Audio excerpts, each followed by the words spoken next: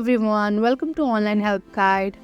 Today in this video, I'm going to show you how to add bio on Meetup. So without any further ado, let's get started. First of all, simply open your Meetup application. Tap on your profile photo on top right corner. Now scroll down. Now onto this About Me section, tap on Add Bio. Write something that gives a brief description of yourself. Here I am going to write a random one. Tap on Update. And that is how you can easily add bio on Meetup. Thank you for watching Online Help Guide. Hope this video was helpful.